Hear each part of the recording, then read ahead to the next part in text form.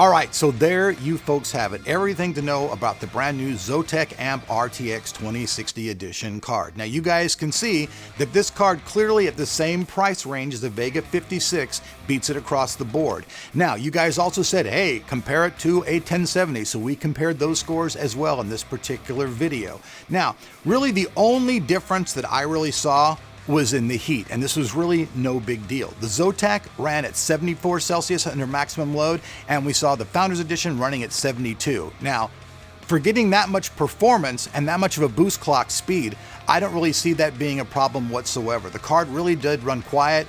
The fans keep the card running really cool. If you're not even using the cards at all, the fans usually don't even spin. So you might look at your card, but this is kind of getting to be a normal thing on the market. A lot of the designers are making their cards so if it's not really, requiring fans, the card remains silent. But overall, at the end of the day, the only problem I have at all, and this isn't with Zotac at all, it's kind of more with the RTX stuff in general, because I just don't feel that there's been a lot delivered to the table. There's been like small bits of cheese that have been given out, but we haven't really seen any, great advancements in RTX. Hopefully by next gen, we're gonna see where all the games support all the DLSS and all the great RTX ray tracing features. But for now, I'm just not seeing that. But as far as sheer performance numbers go, you can see that this card does beat the Vega 64. Now, other people have talked about it. The 6 gigabytes of memory, that is going to become a liability in the future. You guys know the new AMD card's coming out. It actually has 16 gigabytes of memory on it.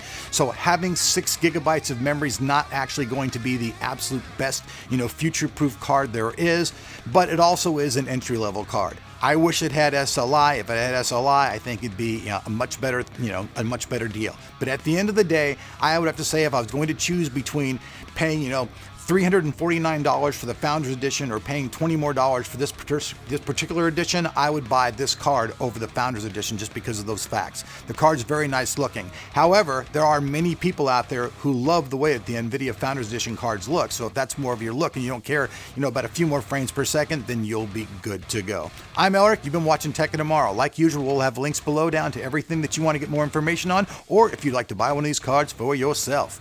Peace.